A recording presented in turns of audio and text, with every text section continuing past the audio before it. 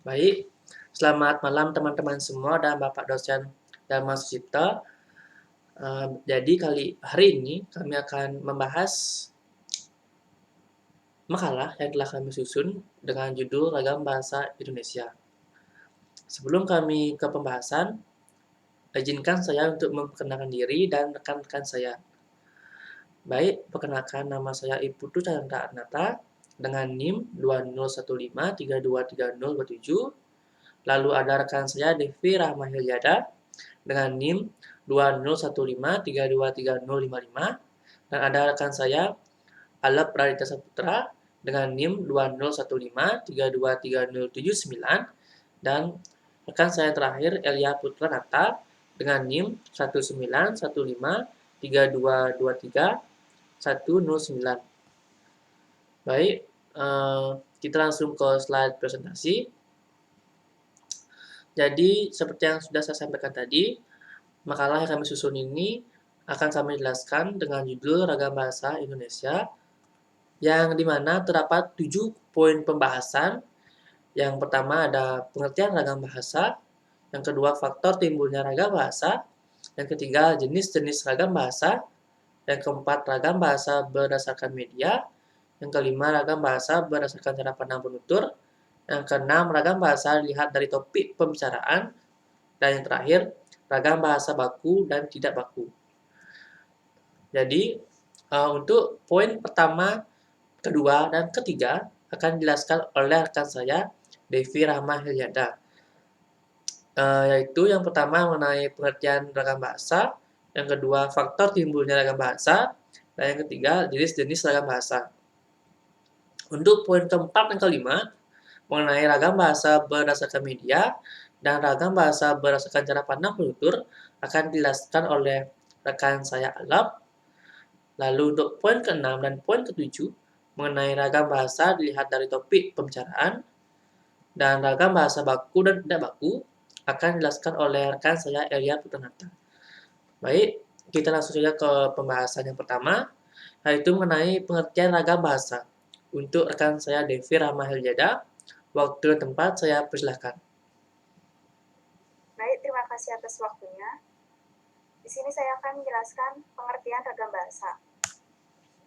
Ragam bahasa adalah variasi bahasa menurut pemakaian yang berbeda-beda menurut hubungan pembicara, menurut topik yang dibicarakan, menurut hubungan pembicara, orang yang dibicarakan, kawan bicara, dan menurut medium pembicara.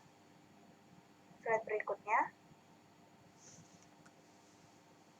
Nah, di sini saya akan menjelaskan pengertian ragam bahasa menurut pendapat para ahli. Di sini, pertama, pengertian ragam bahasa menurut Bateman, di mana tahun 1990 dia menurutkan ragam bahasa adalah variasi bahasa menurut pemakaian yang berbeda-beda menurut topik yang dibicarakan, menurut hubungan pembicara, kawan bicara, orang yang dibicarakan, serta menurut medium pembicara. Yang kedua, terdapat pengertian ragam bahasa menurut Dendi Sugono pada tahun 1999, bahwa sehubung dengan pemakaian bahasa Indonesia, timbul dua masalah pokok, yaitu masalah penggunaan bahasa baku dan tidak baku. Dalam situasi resmi, seperti di sekolah, di kantor, atau di dalam pertemuan resmi digunakan bahasa baku. Sebaliknya, dalam situasi tidak resmi, seperti di rumah, di taman, di pasar, itu tidak dituntut menggunakan bahasa baku. Slide berikutnya.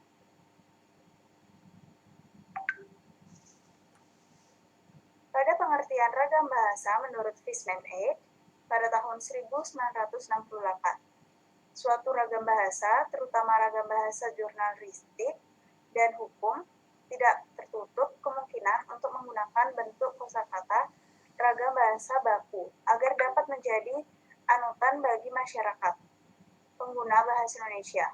Dalam pada itu, perlu diperhatikan itu adalah kaidah tentang norma yang berlaku, yang berkaitan dengan latar belakang pembicara atau situasi pembicara, pelaku bicara, dan topik pembicaraan. Slide berikutnya.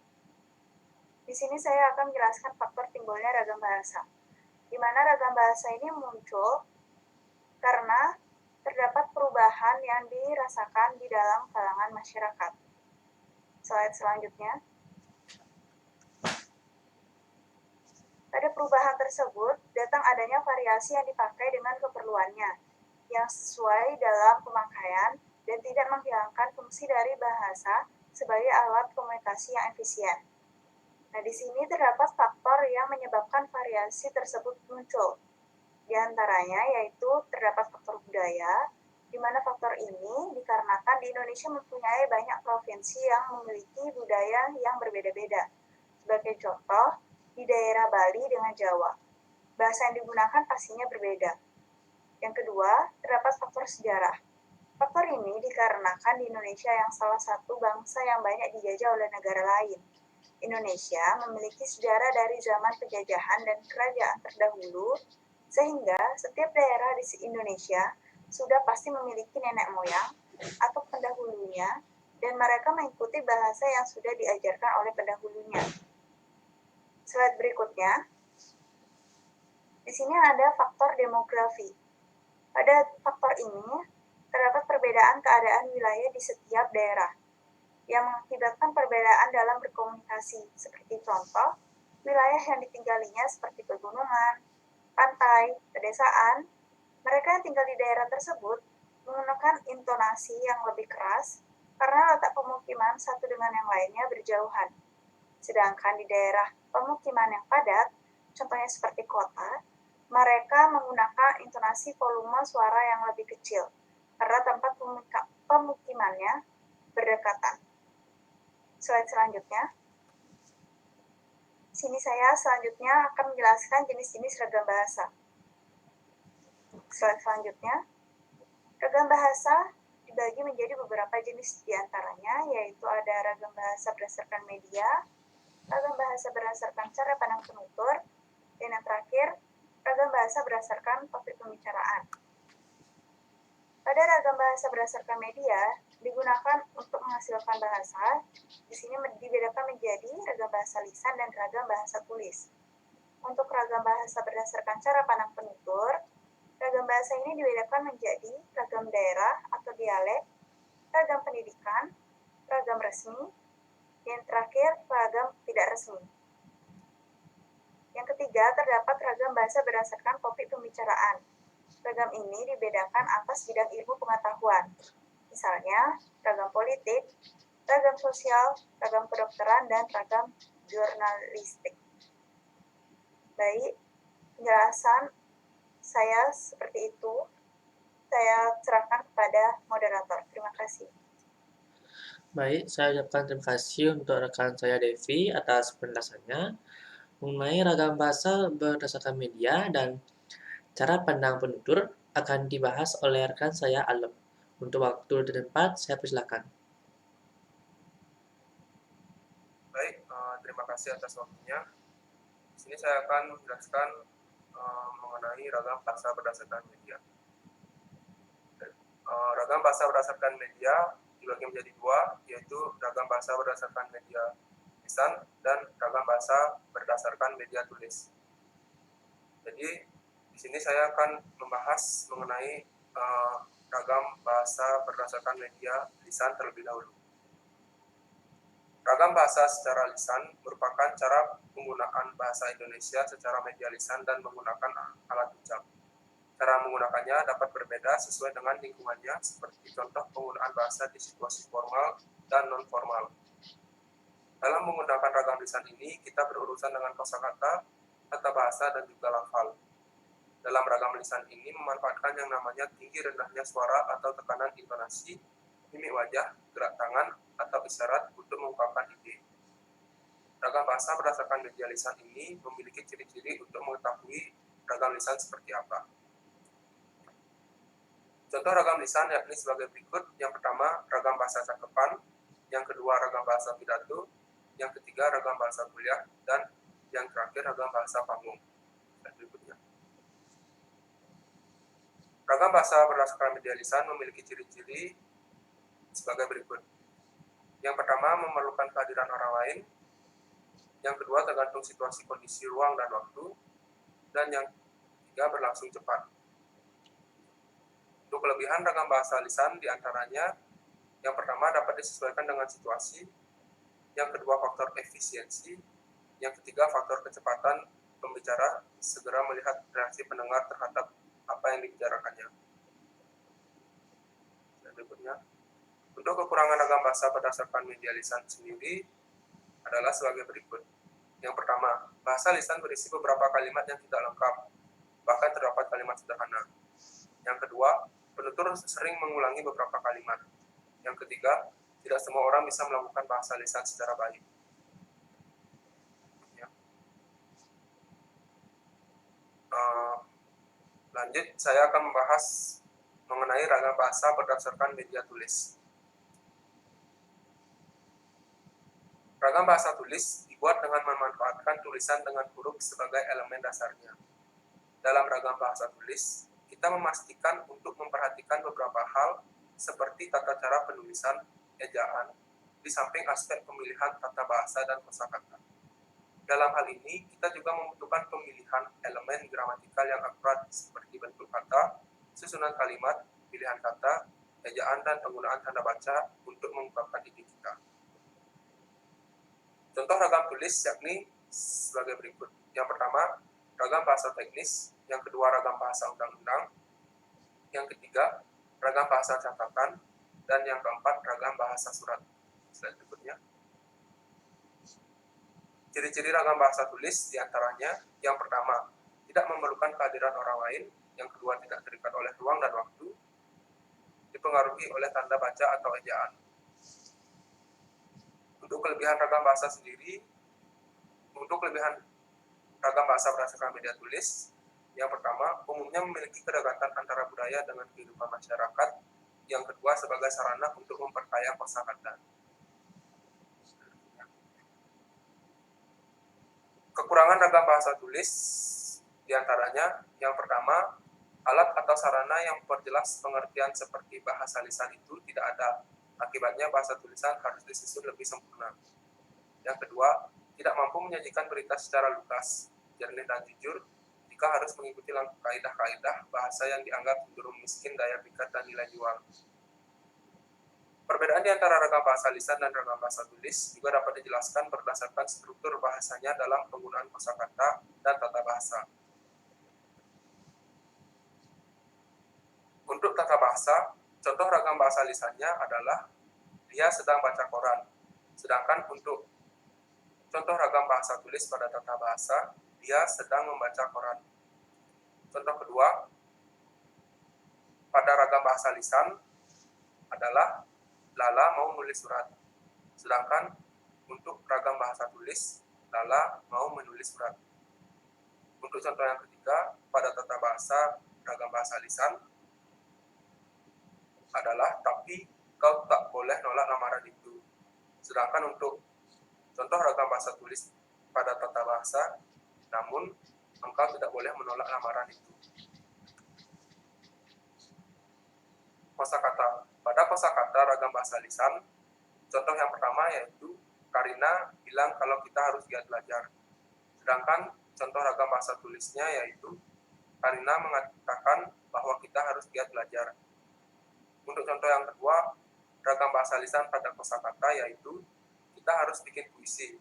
Sedangkan contoh ragam bahasa tulis pada kosakata, kita harus membuat puisi. Untuk contoh yang ketiga pada ragam bahasa lisan pada kosakata, yaitu rasanya masih terlalu pagi buat saya, Pak. Sedangkan contoh ragam bahasa tulis pada kosakata, yaitu rasanya masih terlalu muda bagi saya, Pak.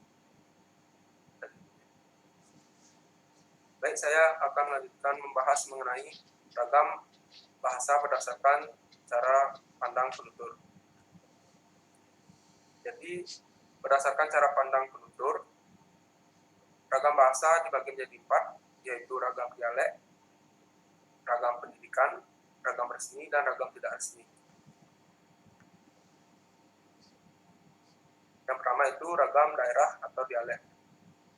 Ragam daerah atau dialek merupakan variasi bahasa yang berbeda menurut pemakai bahasa dari suatu daerah tertentu.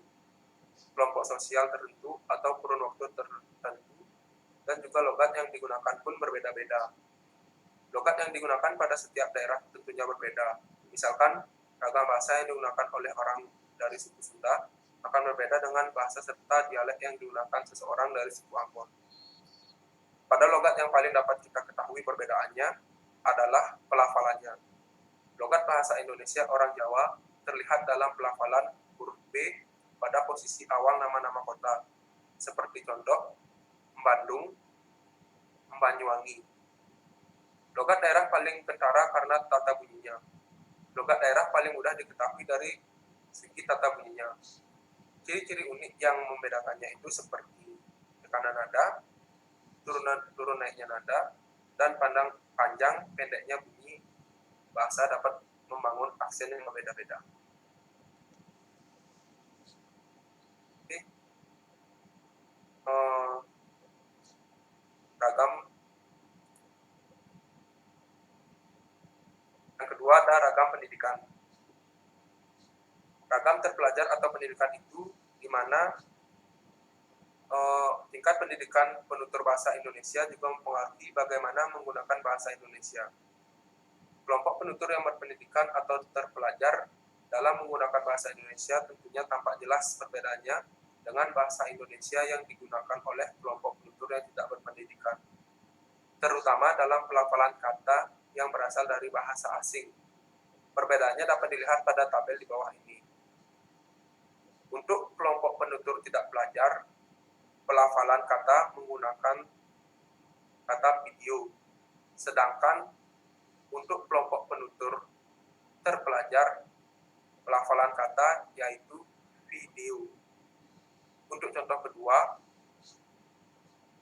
untuk kelompok penutur tidak terpelajar, pelafalan kata menggunakan kata film. Untuk kelompok penutur terpelajar, pelafalan kata yaitu film. Yang contoh yang ketiga, untuk kelompok penutur tidak terpelajar, pelafalan kata menggunakan kata kompleks, sedangkan untuk kelompok penutur terpelajar, pelafalan kata yaitu kompleks. Yang keempat, untuk kelompok penutur tidak pelajar, pelafalan kata menggunakan kata pelajar, sedangkan untuk kelompok penutur terpelajar, pelafalan kata menggunakan kata fajar. Dan untuk contoh yang terakhir, untuk kelompok penutur tidak terpelajar, pelafalan kata menggunakan kata vitamin. Untuk kelompok penutur terpelajar, pelafalan kata yaitu vitamin. Ragam resmi. Ragam resmi adalah ragam bahasa yang digunakan dalam situasi resmi atau formal, seperti contoh pertemuan-pertemuan, peraturan-peraturan, dan undang-undangan. Ciri-ciri ragam bahasa resmi yang adalah digunakan dalam situasi resmi. Yang kedua, nada bicara yang cenderung datar, selanjutnya menggunakan imbuhan secara lengkap, menggunakan kata ganti resmi, dan menggunakan kata baku. Selanjutnya ada ragam tidak resmi.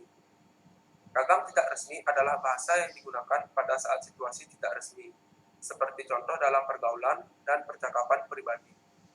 Ragam bahasa tidak resmi itu digunakan saat berada dalam situasi yang tidak normal. Ragam bahasa tidak resmi dan bahasa resmi ditentukan dari tingkat keformalan bahasa yang digunakan. Semakin tinggi tingkat keformalan suatu bahasa, maka semakin resmi bahasa yang digunakan. Juga sebaliknya, semakin rendah tingkat keformalan suatu bahasa, maka rendah juga tinggi kebakuan yang digunakan. Contohnya, bahasa yang digunakan oleh bawahan kepada atasan adalah bahasa resmi, sedangkan bahasa yang digunakan oleh anak muda adalah ragam bahasa santai atau tidak resmi. Berikut merupakan ciri-ciri dari ragam tidak resmi, yaitu digunakan dalam situasi tidak resmi. Terdapat unsur kedaerahan, tidak menggunakan kata baku, nada bicara cenderung santai, tidak menggunakan imbuhan secara lengkap. Baik, itu merupakan pembahasan dari saya. Saya serahkan Kembali ke moderator. Baik, terima kasih atas pembahasannya untuk rekan saya Alep. Selanjutnya, 2 poin mengenai ragam bahasa berdasarkan topik pembicaraan dan mengenai ragam bahasa baku dan tidak baku akan dijelaskan oleh rekan saya Elia. Untuk waktu tempat, saya persilahkan.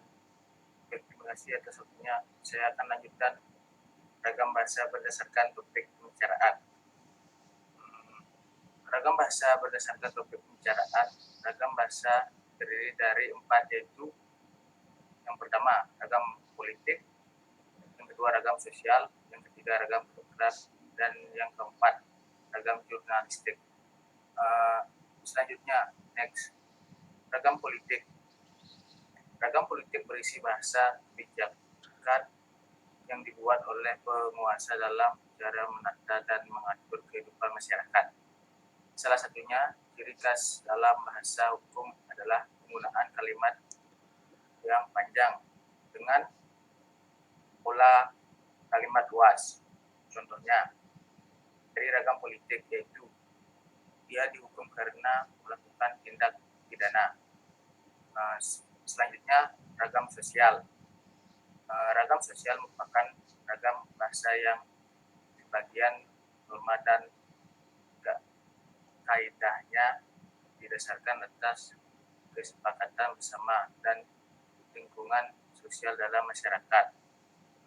Ragam sosial dalam menggunakan bahasa dibedakan berdasarkan hubungan yang misalnya berdasarkan dengan keluarga, teman akrab, atau sebaya, serta tingkat status sosial orang yang menjadi lawan bicara.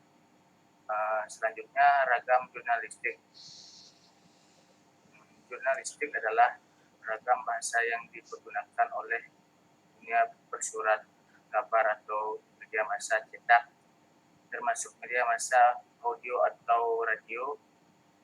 Audio yang pertama, yang pertama ada audio atau radio, yang kedua ada audio visual atau televisi, dan yang ketiga ada multimedia atau internet. Selanjutnya ada ragam kedokteran. Ragam bahasa kedokteran, bahasa yang digunakan dalam dunia medis atau dunia rumah sakit.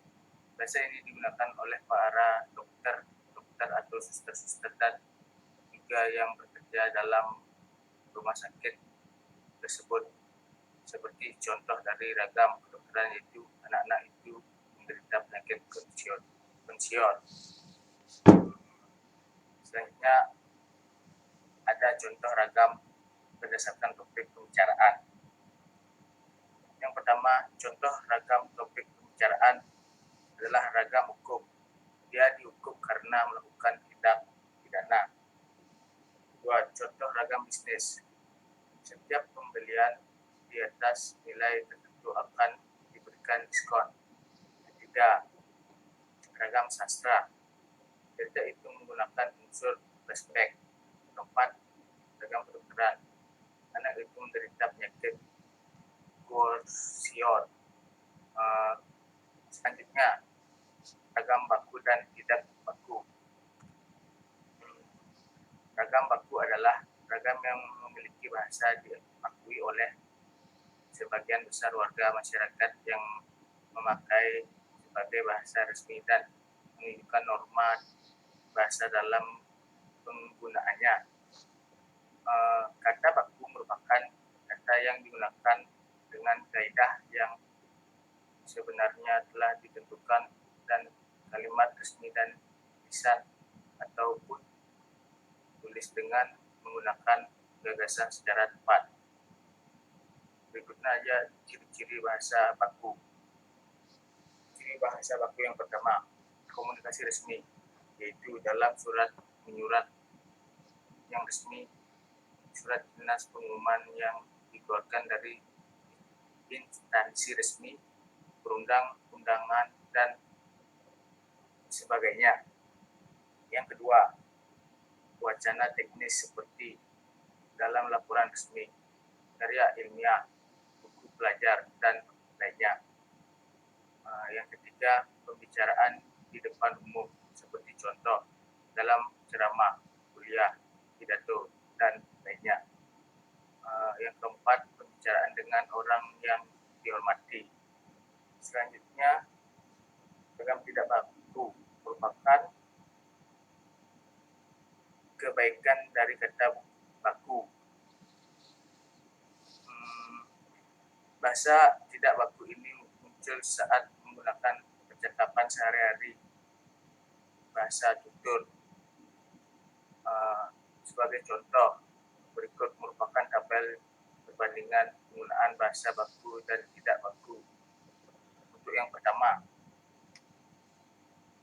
bahasa baku uang digantikan dengan bahasa tidak baku duit. Yang kedua, lurus saja, baiknya lempengan saja. Yang ketiga, tidak mudah, baiknya enggak gampang. Yang keempat, cantik sekali, baiknya cantik banget. Baik, sekian dan terima kasih. Waktu dan tempat saya kembalikan kepada moderator. Baik, terima kasih untuk Elia atas pembahasannya. Jadi berikut merupakan pemaparan dari makalah yang telah kami susun. Jika teman-teman ada pertanyaan, untuk pertanyaannya bisa dicatat dan kita diskusikan pada pertemuan berikutnya. Jadi, untuk perhatian teman-teman dan Bapak dosen, saya ucapkan terima kasih. Sekian merupakan pemaparan dari makalah yang telah kami susun. Jika ada salah kata, mohon maaf. Dan juga jika ada kekurangan, kami mohon maaf. Jadi sekian presentasi kami. Kami ucapkan terima kasih atas perhatiannya dan sampai ketemu di pertemuan berikutnya.